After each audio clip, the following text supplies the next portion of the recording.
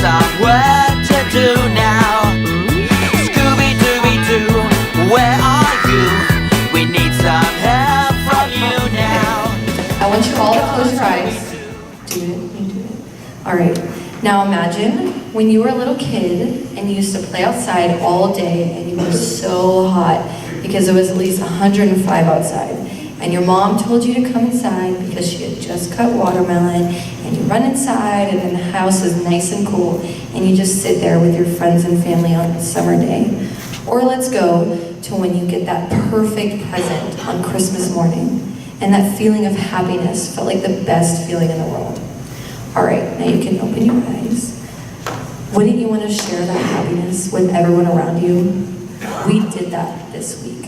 Whenever that girl or boy went down that wheelchair ramp, they felt that happiness of receiving that gift that they always wanted, so that they can go in and out of the house on a hot summer day. Or when the family finally sees their fixed roof and they get to know that they will be safe from a storm.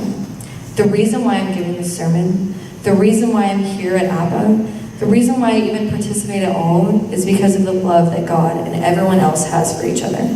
We are changing lives. Now, if you'll remember, Austin did a little thing at the very beginning of this week. He said, look to your left, so everybody look to your left, and look to your right, and behind you, and look in front of you. Now think how much this week has changed your perspective. You know, this week is just changing everybody's lives. And as I sat in the chair on Senior Sunday, I watched the APPA video and I got that feeling in my stomach of pure joy that APPA brings everyone here and everyone we've helped. I just wanted all of you to truly understand how much you have touched people's lives for the last 5 days.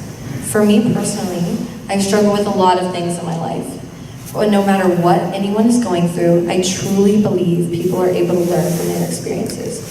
2 things that I've learned from my life is that things are 10 times better when we're able to share it with those around us. And that we're able to we must pursue something we are passionate about, because that is when we're most happy.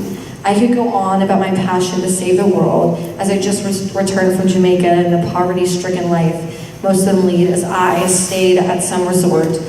I could share the passion I have for civil rights and gun reform and equality and acceptance of others, no matter who they are, because we're all human.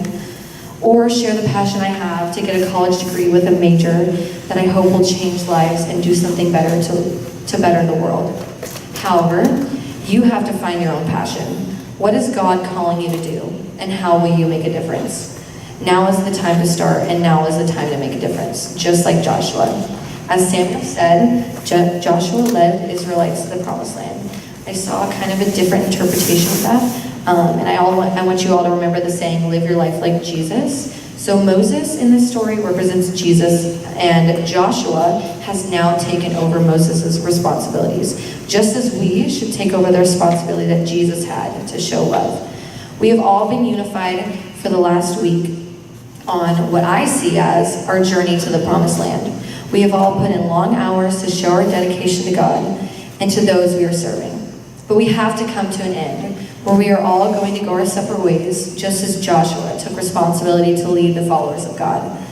So should we lead those that we will encounter in our lives. Now I know most of you are thinking, every year I go on a mission trip and I get this APPA high or this momentum to change lives around me, but it always fades and I never know what to do. Trust me, I was in your shoes. Whenever I would get back home, I would always try to do things for those around me, like picking up trash from the streets or paying for the person behind me in the drive-thru. And while all those things are good, there's so much more in this world that we can do. Now, I'm not going to stand up here and pretend like this world we live in is perfect. And I'm also not going to pretend like one act will change the world. But if I've learned anything from this past year, it's that we can all make a difference for a change in this world, no matter how big the task or how scared we are. Do you think Joshua was scared of failing God or his people? Of course he was. Do you think Scooby-Doo was scared of all the monsters? Heck yeah. But you know what all of them had in common? Faith and unity. Faith that no matter what the outcome, they would be protected. And unity in their bond, whether it was friendship or family. You guys, we literally have that right here. We have the best family that anyone could ask for, and the support system that will last a lifetime. Now, all we need to do is use that to spread our love to others. Those of you that are seniors, you have a chance to make a difference in the world and be anything you want to be. So be leaders, be teachers, be preachers that will be the change for the better, to create a world where you spread God's love to everyone you encounter. Those of you who will have the opportunity to come back to APPA next year, don't wait until next year to make a difference. There are so many things you can do in your community, in your school, in your family to make a difference in the world one day at a time. The world won't change unless you help change it with God's love. So don't wait a year to come back to APPA to make a change. Make it happen now and